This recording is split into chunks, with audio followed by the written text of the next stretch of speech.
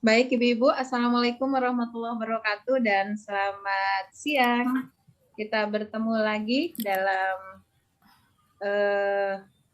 room kita ini dalam hari-hari di mana kita saling share tentang pengembangan sekolah penggerak atau PAUD penggerak.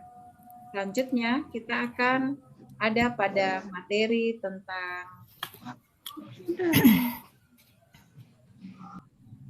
yang akan disampaikan oleh Ibu Nurleli. Kepada Ibu, disilakan. Terima kasih atas kesempatan yang diberikan. Assalamualaikum warahmatullahi wabarakatuh dan selamat siang. Materi saya bawakan hari ini yaitu capaian pembelajaran. Slide berikutnya, Bu.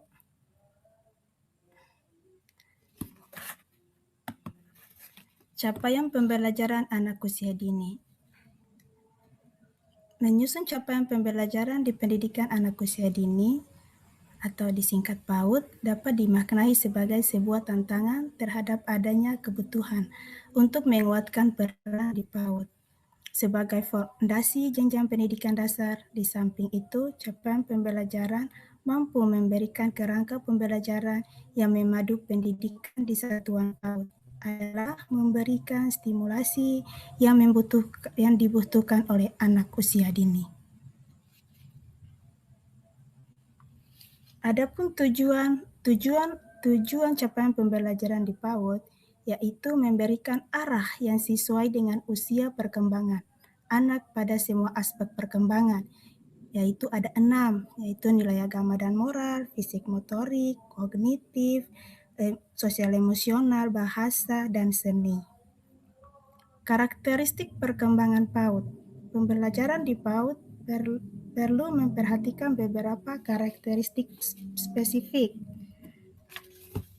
Karakteristik spesifik yaitu mendukung terbentuknya kesejahteraan, menghargai dan menghormati anak, mendorong rasa ingin tahu, saling kerjasama dengan orang tua, menyesuaikan dengan usia, tahap perkembangan, dan minat yang dibutuhkan anak. Lingkup capaian di PAUD mencakup 3 elemen stimulasi yang saling berintegrasi. 3 elemen simulasi tersebut merupakan kolaborasi 5 aspek perkembangan, yaitu nilai agama dan moral, sosial emosional, fisik motorik, kognitif, dan bahasa. Rumusan capaian pembelajaran. Pada fase rumusan capaian pembelajaran ini pada akhir fase fondasi, anak menunjukkan kegemaran mempraktikkan dasar-dasar nilai agama dan nilai pekerti.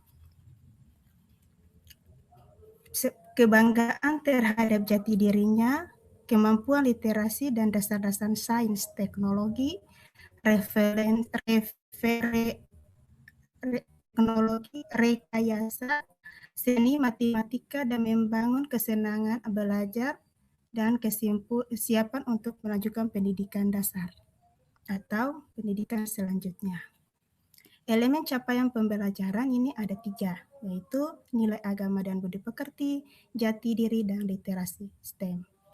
Adapun definisi dari elemen capaian perkembangan ini, nilai agama dan budi pekerti, yaitu anak mengenali dan memperhatikan nilai dan kewajiban ajaran agamanya, anak mengamalkan nilai-nilai ajaran agamanya dalam literasi dengan sesama dan alam, tumbuh, hewan, lingkungan hidup, anak mengenal keberagamaan dan menunjukkan sikap menghargai agama dan kepercayaan orang lain. Jati diri. Anak memiliki sikap positif, berpartisipasi aktif dalam menjaga kebersihan, kesehatan, nutrisi, dan olahraga. Dan keselamatan dari anak dapat mengenali, mengelola, mengekspresikan emosi, diri sendiri, membangun hubungan sosial secara sehat. Anak menunjukkan perasaan bangga terhadap latar belakang identitas keluarganya. Anak dapat menyatakan jati diri sebagai anak Indonesia yang berlandaskan Pancasila. Sementara literasi STEM, anak menunjukkan kemampuan mengenal, memahami berbagai informasi, gambar, tanda, simbol, dan cerita. Anak mampu mengkomunikasikan pikiran, perasaan secara lisan, tulisan, atau menggunakan berbagai media, serta membangun percakapan. Anak menunjukkan minat berpartisipasi dalam kegiatan pramembaca. Anak dapat menunjukkan rasa ingin tahu melalui observasi, kolaborasi, dan eksperimen. Anak dapat mengenal pengembangan sikap, peduli, dan tanggung jawab dalam pemeliharaan agama.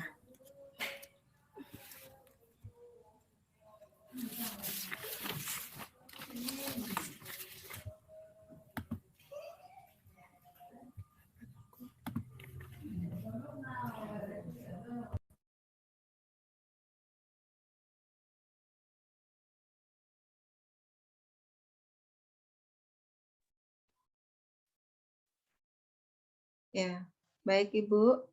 Terima kasih. Mungkin ada di antara kita yang memberikan saran masuk, tanggapan dari materi yang telah disampaikan oleh Ibu Nurlili.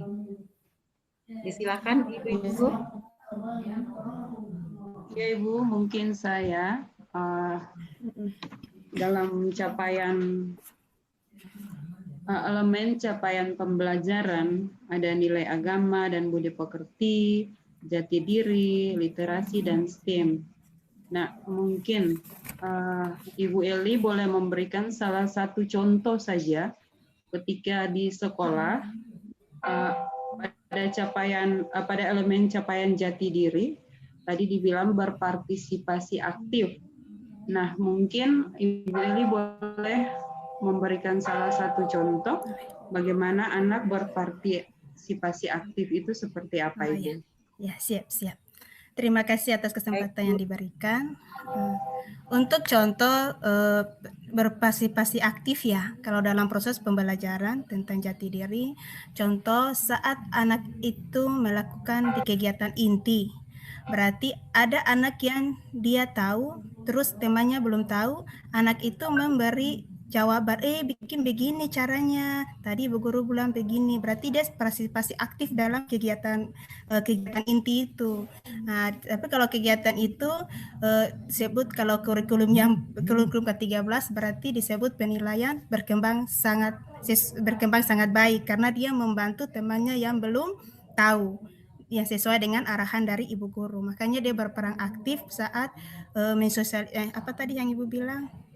Berkomunikasi aktif ya, apa tadi Ibu? Cek pertanyaan tadi. Berpartisipasi aktif, Ibu. Partisipasi aktif. Terus ada lagi kalau anak yang dia sementara datang ini, siswanya orang tuanya ada antar. Terus anak itu tiba-tiba nangis, rewel. Ada anak yang super aktif, dia langsung menjemput, nggak boleh nangis. Ini tuh Ibu Guru tuh sayang begitu. Jadi dia partisipasi dalam perasaannya, maksudnya dia seakan-akan dia tuh sudah tahu mana yang terbaik buat temannya, nggak boleh nangis, berarti dia partisipasi dalam aktif sekali begitu. Bukan cuma proses pembelajaran, tapi selain dari luar itu dia sudah bisa mensosialisasikan diri untuk temannya, membantu temannya dalam keadaan seperti itu. Menurut saya, Ibu. Nah, ada yang mau tambahkan, silahkan. Baik Ibu, izin karena waktunya kita sudah selesai sesuai dengan program Zoom kita. Terima kasih. Mari kita memberi aplaus untuk Ibu Nurlili.